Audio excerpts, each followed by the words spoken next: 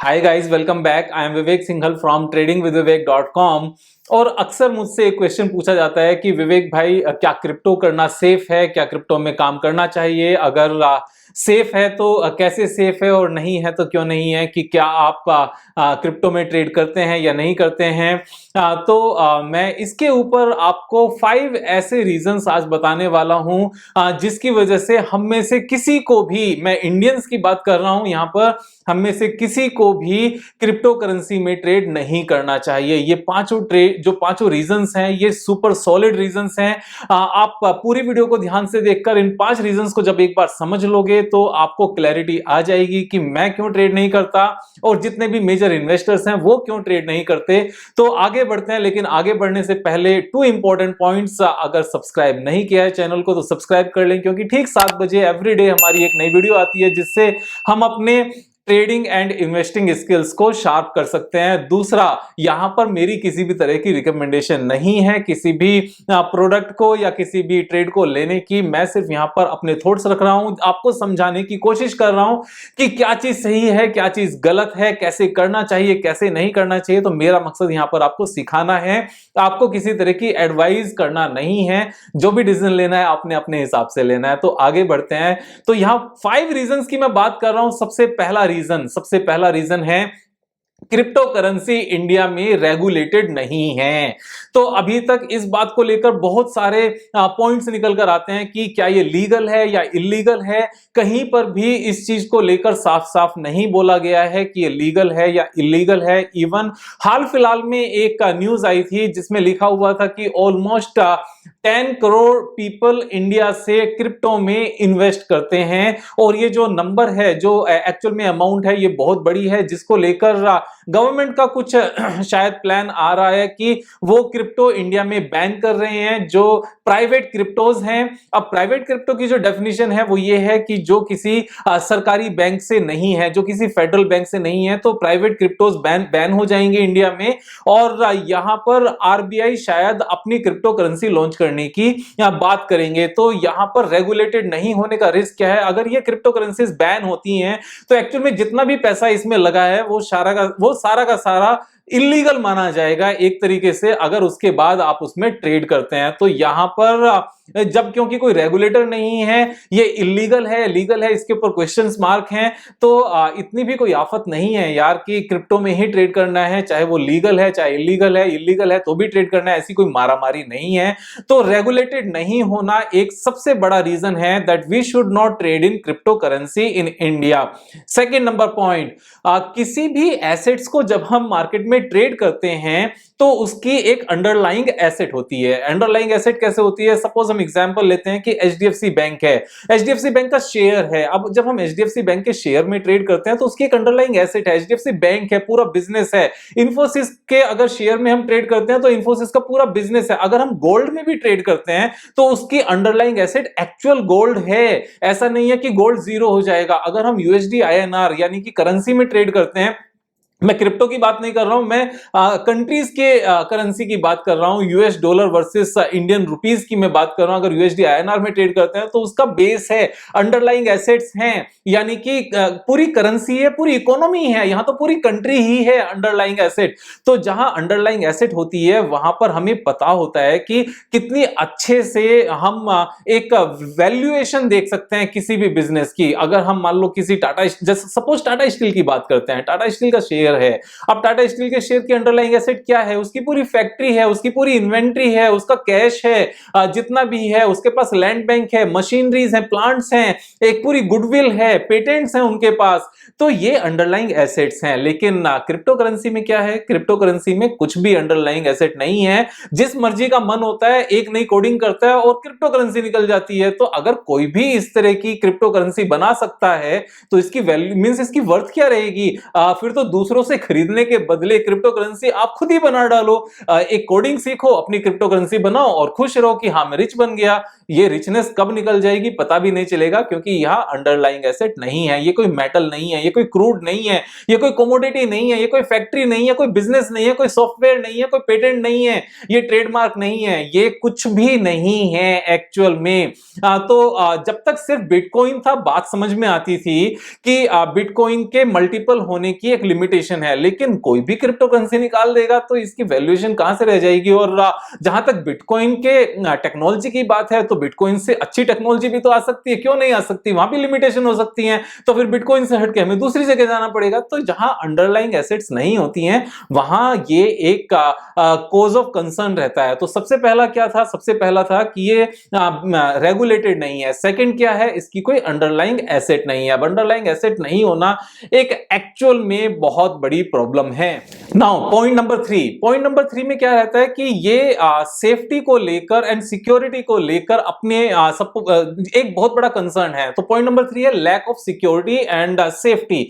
Lack of security and safety का meaning क्या है कि इंडिया में कोई ऐसा रेगुलेटेड बहुत बड़े एक्सचेंज नहीं है जिनमें हम ट्रेड कर सकें। ये कोई डीमेट अकाउंट में नहीं होते, ये किसी ट्रेडिंग अकाउंट में कहीं पर रखे होते हैं। और अगर चोरी हो जाए तो किससे जाके शिकायत करोगे, किसी से भी शिकायत नहीं कर सकते। और चोरी होने के चांसेस कितने हैं, कितना भी चांस हो सकता है चोरी होने का। जैसे इंडिया में बहुत सारे एक्सचेंज खुले हुए हैं, अब बहुत सारे एक्सचेंज कैसे हो सकते हैं। जैसे इक्विटी के केस में क्या है, there are only 2 exchanges, national stock exchange and Bombay stock exchange. अब कमोडिटीज को लेकर एंड प्रीशियस मेटल को लेकर कितने एक्सचेंज है, there are 2 exchange, NCDEX and यहां पर एमसीएक्स। तो इन्हीं पर ये दोनों सारी चीजें सिर्फ ट्रेड हो सकती हैं। तो यहां पर एक कॉमन प्लेस है जहां पर हमारी चीजें सेफ रहती हैं।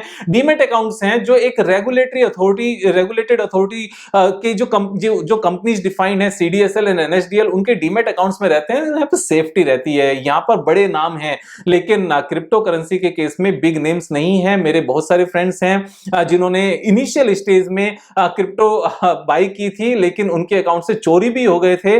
और जो नुकसान है वो सिर्फ इसी चीज से पूरा हो पाया कि जो बिटकॉइन है उसका प्राइस और बढ़ गया। तो rather than to have a huge profit, क्योंकि प्राइस बढ़ गया था, वो सिर्फ अपने जो अमाउंट थी, जो इन्वेस्टमेंट थी, सिर्फ उसको पूरा कर पाए, उससे ज्यादा कुछ नहीं कर पाए। ये थर्ड सबसे बड़ा रीजन है कि यहाँ पर सेफ्टी एंड सिक्योरिटी को लेकर बहुत बड़ा कंसर्न है। यहाँ कोई बड़े एक्सचेंजेस नहीं है।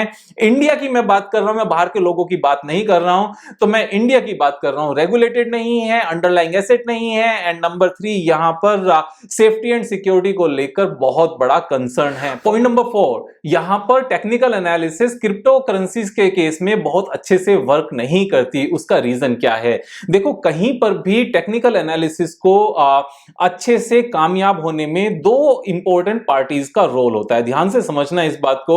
एक होता है ट्रेडर्स और एक होते हैं लॉन्ग टर्म इन्वेस्टर्स। तो ट्रेडर्स क्या होता है, ट्रेडर्स मोमेंटम को लेकर काम करते हैं, तो और इन्वेस्टर्स एक्सट्रीम लेवल पर काम करते हैं। ट्रेडर्स हमेशा means most of the cases में मिड में काम करते हैं। अब जब कोई भी किसी भी इक्विटी का या फिर मेटल का या फिर कमोडिटीज के प्राइसेस जरूरत से ज्यादा ऊपर चले जाते हैं, तो वहां पर जो लॉन्ग टर्म इन्वेस्टर्स होते हैं वो अपने उस इन्वेस्टमेंट को निकालना शुरू कर देते हैं, बेचना शुरू कर देते हैं। तो वहां पर एक सेलिंग प्रेशर ऑटोमेटिकली आता है, जिससे उस वैल्यू का जो प्राइस है, जो उस एसेट का जो प्राइस है वो मेंटेन रहता है। सेम वे में क्या होता है कि जब कोई शेयर या फिर कमोडिटीज या फिर प्रीशियस मेटल बहुत ज्यादा नीचे चला जाता है प्राइस उनका, तो लॉन्ग टर्म इन्वेस्टर्स उसको सपोर्ट करने के लिए आ जाते हैं और प्राइसेस वहां पर नीचे जाना रुक जाते हैं, वो सपोर्ट बन जाती है। एंड उसके जब सपोर्ट बन जाती है तो ट्रेडर्स भी देखते हैं कि यहां से आरएसआई ऊपर जाना शुरू हो गया है और नीचे गिरना बंद हो गया है, सपोर्ट पिछले वाले सपोर्ट पर आ गई है, तो फिर वो भी बाइंग करना शुरू करते हैं। और जब ड्यूअल बाइंग शुरू होती है तो फिर एकदम से वो चीजें ऊपर चलना शुरू होती हैं। अब जो यहां पर ये लॉन्ग टर्म इन्वेस्टर्स हैं, लॉन्ग टर्म ट्रेडर्स हैं, वो क्यों आते हैं, लॉन्ग टर्म इन्वेस्टर्स बेसिकली क्यों आते हैं? क्योंकि अगर हम हिंदुस्तान यूनिलीवर का एक एग्जांपल लेने लगे, अगर हिंदुस्तान यूनिलीवर कंपनी की जो टोटल एसेट्स हैं, सपोज वो 1 लाख करोड़ है और अगर शेयर प्राइस 1 लाख करोड़ से नीचे चला जाए तो एक्चुअल में लॉन्ग टर्म इन्वेस्टर्स अपने आप से उसको बाय करना शुरू कर देंगे। लेकिन क्रिप्टो के केस में वो एक्चुअल वैल्यू कितनी है, बुक वैल्यू क्या है, नोबडी नोज अबाउट इट। और जब किसी को पता ही नहीं है कि इसकी एक्चुअल वैल्यू कुछ है भी या नहीं भी, तो फिर कैसे बात बनेगी। जैसे हम पंजाब नेशनल बैंक की बात करते हैं, पंजाब नेशनल बैंक का जो बुक वैल्यू है एक शेयर का वो 90 रुपीज के आसपास है। करंट में शेयर प्राइस कहां ट्रेड कर रहा है, 40 से भी नीचे ट्रेड कर रहा है। इट मींस अगर नया बिजनेस कोई लगाना हो किसी को बैंक का, तो उसको 90 रुपए पर शेयर तो स्पेंड करने पड़ेंगे उस बिजनेस को शुरू करने के लिए। अब 40 रुपीज पर ये चीज ऑलरेडी मिल रही है, तो फिर नया बिजनेस करने के बदले 40 रुपीज पर इसी को ले लो। तो यहां पर क्या होता है, ऐसे में लॉन्ग टर्म इन्वेस्टर्स एंटर करते हैं। लेकिन क्रिप्टो के केस में क्या है, anybody is creating their own crypto currency, launch होते हैं और बस।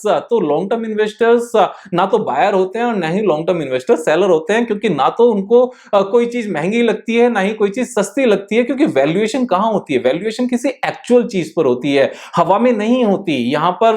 और ऐसा नहीं है कोई एक ही टेक्नोलॉजी है, everybody is creating their own different technologies. तो जब डिफरेंट टेक्नोलॉजीज होंगी तो उनकी वैल्यूएशन कहां से निकल कर आएगी, नहीं निकल कर आएगी। यहां पर एक और क्वेश्चन आता है, विवेक भाई ये टेक्नोलॉजी आगे चल के यूजफुल भी तो हो सकती हैं। तो ये बिल्कुल सेम सिनेरियो है, ध्यान से समझना। जैसे इंटरनेट आया था स्टार्टिंग में 2000 से पहले, जब इंटरनेट आया था तो बहुत सारी कंपनीज लगातार ऊपर जा रही थी और जितना ज्यादा उनकी वेबसाइट्स पर क्लिक होते थे उतनी ज्यादा उनकी वैल्यूएशन बढ़ती थी। लेकिन आज की डेट में क्या वो सारी इंटरनेट कंपनीज हैं, क्या वो बहुत ज्यादा सॉलिड कंपनीज हैं, क्या उन्होंने बहुत अच्छा बिजनेस किया है? नहीं। इवन yahoo.com जो उस टाइम की सबसे बड़ी कंपनी होती थी, दैट हैज आल्सो कोलैप्स्ड, वो भी नहीं बची। तो यहां पर मैं क्या कहना चाह रहा हूं कि ये क्रिप्टोज बचेंगे नहीं बचेंगे किसी को नहीं पता।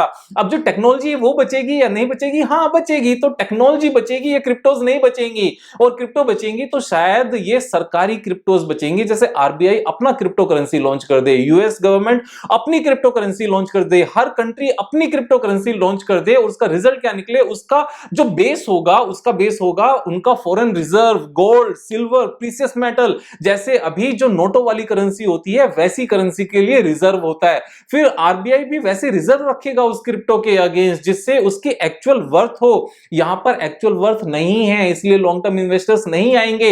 और जब लॉन्ग टर्म इन्वेस्टर नहीं आएंगे तो वहां टेक्निकल्स भी काम नहीं करते, क्योंकि वहां किसी भी चीज को सपोर्ट नहीं मिलती है, किसी भी चीज को एक लेवल के बाद रेसिस्टेंस नहीं मिलता। और जब सपोर्ट और रेसिस्टेंस नहीं मिलेंगे तो ये जितना टेक्निकल एनालिसिस है ये इसी के ऊपर बेस है। अब ये चीज नहीं मिलेगी तो ये फोर्थ पॉइंट है, technical analysis does not work in crypto as such, जितना अच्छे से ये काम करता है अपने इक्विटी में या मेटल में या फिर अपने कमोडिटीज में। तो ये फोर्थ पॉइंट था। Point number 5 which is again very important. अब मैं ये मानकर चलता हूं कि मेरे जो स्टार्टिंग वाले 4 पॉइंट्स थे, क्योंकि काफी लोगों की राय अलग अलग होगी, अब उनका कहना हो सकता है कि नहीं विवेक भाई आपके चारों पॉइंट गलत हैं। तो मेरा एक क्वेश्चन है कि अगर आपके पास 10 करोड़ रुपए हैं तो आप 10 के 10 करोड़ रुपए क्या क्रिप्टो में डाल सकते हैं? मेरे हिसाब से आंसर इसका सीधा से एक ही आएगा, नो। क्योंकि जितने लोग इस बात को कहते हैं ना कि विवेक भाई बिल गेट्स ने भी क्रिप्टो में इन्वेस्ट किया है और यहां पर शायद सुंदर पिचाई ने भी किया होगा, शायद यहां पर एलन मस्क ने भी किया होगा और बहुत सारे लोगों ने, लेकिन क्या कोई डेटा है कि इन्होंने कितने बिलियन डॉलर इसमें इन्वेस्ट किए हैं? No one has invested even a single billion dollar out of their total wealth of 100 billion dollars. तो अगर किसी ने इनमें से 1% भी इन्वेस्ट नहीं किया तो क्या होगा उससे, आप समझ के देखो। तो अगर किसी के पास 1 करोड़ रुपए का टोटल वेल्थ है, out of that total wealth अगर किसी ने 2 लाख रुपए भी इन्वेस्ट किए, मींस 2% ऑफ द वेल्थ इसमें इन्वेस्ट किया, और अगर यहां पैसे साल में डबल भी हो गए तो आपके टोटल नेटवर्थ पर कितना फर्क पड़ा? कुछ भी नहीं। तो यहां पर पॉइंट क्या है, प्रॉब्लम क्या है कि अगर हम सही भी हुए तो भी अपनी नेटवर्थ को हम बहुत अच्छे से ग्रो नहीं कर सकते। अब अगर इतना ज्यादा रिस्क लेने के बाद, इतना ज्यादा सही होने के बाद भी अगर हमारी टोटल वेल्थ एक 40% से ज्यादा CAGR से यहां नहीं बढ़ सकती, क्योंकि हम उतना पैसा लगा ही नहीं सकते। उतना पैसा क्यों नहीं लगा सकते? रिस्की है। जब आप खुद ही इस बात को समझते हो कि आप इसमें 100% पैसा नहीं लगा सकते बिकॉज दिस इज रिस्की, आपको भी लगता है कि अगर आपके पास 10 लाख रुपए हैं, 10 के 10 यहां नहीं लगा सकते। जब आपको इस बात की समझ है कि ये इतना रिस्की है तो क्यों काम करना है यार। इसको कुछ ऐसे ही कहा जाएगा कि जब बेटी या बहन के लिए रिश्ता लेने चलते हो ना, रिश्ता देखने के लिए चलते हो और घर से बाहर निकलते हो, तो एक ही चीज कही जाती है कि मतलब तुझे वही लड़का मिला था जो दारू पीता है इतनी ज्यादा, जो रात को लेट तक आता है और जो दोस्तों के बीच में बैठा रहता है, जिसको घर की परवाह ही नहीं है, जो मम्मी पापा का कभी कहना नहीं मानता, जो पी के ड्राइविंग करता है। तो तुझे यही लड़का मिला था अपनी बहन के लिए या अपनी सिस्टर के लिए, मीन्स या अपनी बेटी के लिए। तो सेम वे में स्टॉक मार्केट में ट्रेडिंग की बात होती है। हमारा पर्पस क्या है? हमारा पर्पस है यहाँ पर पैसा कमाना ट्रेडिंग से। अब जब जो पर्पस है वो पैसा कमाना ही है, तो कहीं ये तो नहीं लिखा कि पैसा सिर्फ क्रिप्टो में कराया जाता है, कभी क्रिप्टो में कमाया जाता है। पैसा तो हम गोल्ड की ट्रेडिंग में भी कमा सकते हैं, क्रिप्टो से तो बहुत बेटर है। हम क्रूड की ट्रेडिंग में भी कमा सकते हैं, क्रिप्टो से ये भी बेटर है। हम यहाँ पर निफ्टी में भी कमा सकते हैं, ईटीएफ में कमा सकते हैं, म्यूचुअल फंड में कमा सकते हैं, इक्विटी ट्रेडिंग में कमा सकते हैं। क्रिप्टो से तो ये सारी चीजें बेटर है। क्यों? क्योंकि इनकी अंडरलाइंग एसेट्स हैं, इनमें लॉन्ग टर्म इन्वेस्टर्स हैं, ये रेगुलेटेड हैं, ये सेफ हैं। यहां पर हम 100% पैसा अपना इक्विटी में लगा सकते हैं। ये 5 पॉइंट्स हैं। Number 1, this is not regulated, crypto is not regulated. Number 2, इसकी अंडरलाइंग एसेट नहीं है। Number 3, this is not safe and secure, चोरी हो सकता है, किसके पास शिकायत लेकर जाओगे। नंबर 4, यहां पर लॉन्ग टर्म इन्वेस्टर्स नहीं हैं, जिसकी वजह से यहां पर टेक्निकल्स उतने अच्छे से काम नहीं करते। नंबर 5, अगर ये सारी चीजें गलत भी हुई और आप फिर भी पैसा लगाना चाहो तो भी 100% पैसा नहीं लगा सकते, रिस्की है। और अगर 100% पैसा नहीं लगा सकते, इट मींस अगर आप सही भी निकले तो भी आप जब कमा के कुछ नहीं निकलोगे तो फिर फायदा क्या होगा? अगर आपके पास 1 करोड़ है, डरते डरते आपने 5 लाख रुपए लगा दिए और वो 5 लाख डबल भी आपने कर लिए, तो टोटल एसेट्स पर कितना फर्क पड़ा? 5% का। मैं कहता हूं कि यार इतनी मेहनत तो अगर इक्विटी में सिर्फ ब्लू चिप कंपनीज में 200 दिन के मूविंग एवरेज के नीचे खरीद के और 20% गेन पर बेचकर कर लोगे ना, तो इससे बहुत ज्यादा पैसा तो वहां आ जाएगा, रातों की नींद भी नहीं उड़ेगी और किसी भी तरह का रिस्क भी नहीं होगा। तो क्रिप्टो नहीं करना चाहिए, ये मेरे हिसाब से है। ये 5 सॉलिड पॉइंट्स हैं। जितने भी लोग क्रिप्टो में करते हैं ना, वो सिर्फ और सिर्फ क्विक रिच बनने के रेस में है, लॉटरी टिकट खरीद रहे हैं। और कब तक चलेगा? मेरे हिसाब से तो 1-2 लोगों को छोड़कर जिन्होंने शायद क्रिप्टो खुद से लिखाया और उसको बेचकर जनरल पब्लिक को बेचकर बिलियनियर बन गए, सिर्फ ऐसे कुछ ही नाम हैं। अदरवाइज ये चीज इतनी अच्छी होती, इतनी आसान होती तो वारेन बफेट का नाम भी आया होता कि उन्होंने भी एक क्रिप्टो एक्सचेंज खोला है और क्रिप्टो में से वो $1 बिलियन अलग से कमा लिया है उन्होंने। राधाकृष्ण दमानी का भी नाम आता है यहाँ पर, और जितने भी बाकी सारे इतने सारे इन्वेस्टर्स हैं उनका भी नाम आता, कुछ तो नाम आता। क्या वो लोग समझदार नहीं है? अगर वो समझदार नहीं होते तो इंडिया में ट्रेड करके, इक्विटी में ट्रेड करके बिलियनियर नहीं होते। और अगर वो लोग इसको ट्रेड नहीं कर रहे हैं, इट मींस बड़ा पैसा यहां पर नहीं है, सारा पैसा रिस्क पर है। ये 5 पॉइंट्स को ध्यान रखना, उसके बाद आप ट्रेड करना। कल फिर मिलेंगे एक नए वीडियो के साथ, तब तक मुझे करो यार। Thank you so much, have a nice day.